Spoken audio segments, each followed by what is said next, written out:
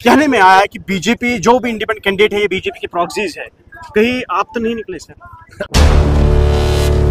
आप इसका मतलब आप इंजीनियर एआईपी की पार्टी से नाराज हो? टीम पे भरोसा किया है, आपको लगता है कि ये टीम आपको कल सपोर्ट करेगी अगर उन्होंने जीता?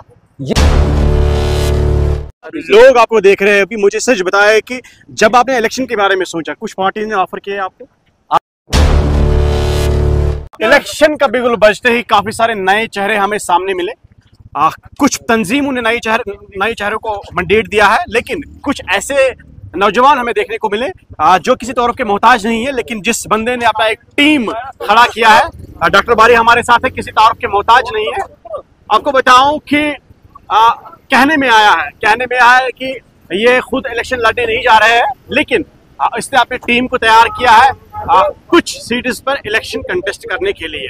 और साहब, हमें पता है कि आपका जो बिजी शेड्यूल है, हम माफी चाहते हैं कि हमने आपको ऐसे रोका है कंपेनिंग के दौरान। सर, कहने में आया है कि बीजेपी जो भी इंडिपेंडेंट कैंडिडेट है ये बीजेपी के प्रॉक्सीज है।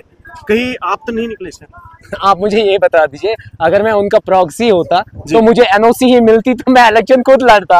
अच्छा। वो मुझे दे देते ना आराम से, फिर हाँ। कहते कि इसी को प्रॉक्सी करेंगे। उन्होंने रिजेक्ट किया मेरा, मुझे एनओसी नहीं मिला। उसके बाद मैंने टीम उठाई, टीम के मैंने 4 बंदे उठाए साउथ से, और उनको मैंने कंटेस्ट करवाया। खुद मैं लड़ूं या ना लड़ूं, दैट डजंट मीन। अगर मैं प्रॉक्सी होता तो मेरे भाइयों को पासपोर्ट नहीं मिल रहा है। अगर मैं प्रॉक्सी होता, मेरा भाई एडवोकेट है, उसको हाई कोर्ट से लाइसेंस नहीं मिलता है। आप मुझे बता दीजिए, फिर मैं प्रॉक्सी कहाँ से हो गया? जो अपने भाइयों के लिए कुछ नहीं कर पाता है, आप मुझे बता दीजिए वो बीजेपी का प्रॉक्सी कैसे हो सकता है? आपने टीम पे भरोसा किया है, आपको लगता है कि ये टीम आपको कल सपोर्ट करेगी अगर उन्होंने जीता? ये टीम आज की नहीं बनी हुई है, ये टीम 2018 से बनी हुई है। बिल्कुल। उसमें ये बहुत बेसिक मेंबर है टीम में। इस पे मुझे इतने सालों से भरोसा है। इसको एक बार मैंने यहाँ, ये अहड़गुल एरिया है, एक बार जब मैंने यहाँ एक्सपोज किया तो इसको 10 लाख रुपया आया था एक बंदा लेके कि आप टीम के मेंबर हो, आपको 10 लाख देंगे, और बारी साहब को कहो ये डिलीट करे ये चीजें और हम पे हाथ ना डाले। लेकिन ये तब ऑनेस्ट रहा, और इवन रिसेंटली इसको पैसे आए थे 10-20 लाख देने के लिए। कोई क्या बताऊं, ABCD कि आप मत उठो, आप वापस करो फॉर्म। तब भी इसने मुझे उसी टाइम वो रिकॉर्डिंग सुनाई, उसी टाइम कहा कि कौन कौन से बंदे आए। तो मुझे इस जैसा बंदा और कहां से मिलेगा? आप साहब, लोग आपको देख रहे हैं। अभी मुझे सच बताया कि जब आपने इलेक्शन के बारे में सोचा, कुछ पार्टी ने ऑफर किया आपको? आप हर एक पार्टी से मैं मतलब पूछना चाहता हूं, क्या आप मेरे दरवाजे पे नहीं आए? हर एक पार्टी आई। अच्छा। हर एक चाहता था। इवन चंद पार्टीज ने, मैं टनल से जम्मू से आ रहा था वापस, उन्होंने जब देखा ये पैसों से बिकने वाला नहीं, उन्होंने बहुत लालच दी। उसके बाद उन्होंने कहा कि विद इन 5 मंथ्स में हम आपकी जॉब भी वापस दिलाएंगे। जब तब भी नहीं बिका, फिर उन्होंने मुझे इलीगली डिटेन करवाया। 13 तारीख थी, 19 तारीख तक बंद रखवाया ताकि मैं पार्लियामेंट का फॉर्म ना भरूं। फिर उसके बाद जब मैं नॉर्थ से जीत के आया, इंजीनियर रशीद को जीत दिलाई, उसके बाद मुझे 15 तारीख को डिटेन किया गया, 26 को छोड़ा गया, 25 को इलेक्शन थे। मैंने परमिशन भी मांगा, मैंने प्रोसेस भी कंप्लीट की, लेकिन मुझे वोट डालने का भी हक नहीं दिया गया। इंजीनियर रशीद AIP के सुप्रीम कोर्ट यहाँ किया गया इंटरनल बेल पे इलेक्शन कैंपेन के लिए, उसको आप किस नजर से देखते हो?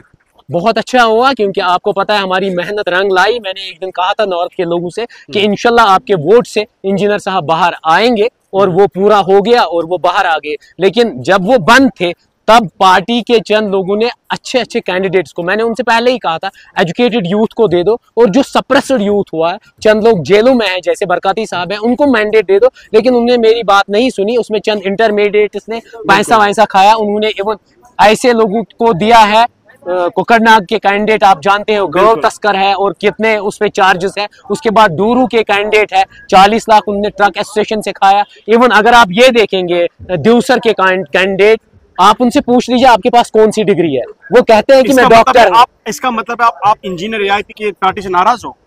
नहीं, मैं नाराज किन से हो जाऊं? नाराज अपनों से हो जाता है इंसान।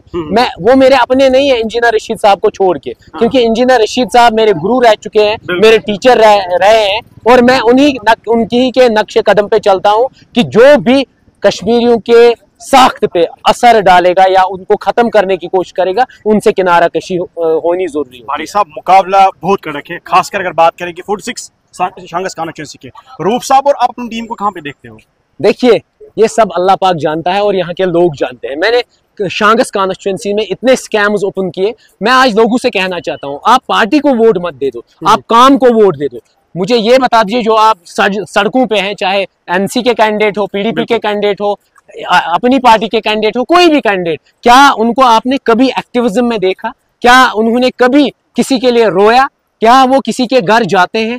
उनका वीआईपी कल्चर है, उनकी बात ही ना करे वो हमेशा। इवन पॉलिसीज यहाँ हो गई, आप मुझे बता दीजिए, ओपन मेरिट कैटेगरी जो है, ओपन मेरिट में 70% लोग हम फॉल करते हैं, 30% लोग कैटेगरीज में हैं। सेंटर ने लागू किया 70% क्राइटेरिया 30% लोगों के लिए रखा और 30% क्राइटेरिया 70। इनजस्टिस हुआ, मैं उसकी लड़ाई लड़ रहा हूँ, मैं हर जगह लड़ाई लड़ रहा हूँ। या इवन आपने देखा होगा, पार्लियामेंट जब खत्म हुआ उसके बाद मैं दोबारा सड़कों पे आ गया, दोबारा मैंने एक्सपोज किए 2 बैंक्स जिनमें करोड़ों का घपला था, आम इंसान का, बुजुर्गों को, हमारी माओं का, बहनों का 2 करोड़ रुपया तुर्कवांगाम बैंक में घपला था, वो मैंने एक्सपोज किया, उन लोगों को मैंने पैसा दिलाया। उसके बाद आपको कुपवारा बैंक भी पता है, वहां पर भी 80 लाख का घपला था, वो भी मैंने। उसके बाद 3 बाबाओं को मैंने एक्सपोज किया जिन्होंने हमारी बहनों की इज्जत मतलब लूटी थी। उसके बाद इवन आपने एक डीएसपी को भी देखा जिसकी फेक डॉक्यूमेंट्स पे वो डीएसपी बना, उसको भी मैंने हाईलाइट किया। अब सिस्टम की बारिश साहब, हमें पता है कि आपने बहुत सारे जो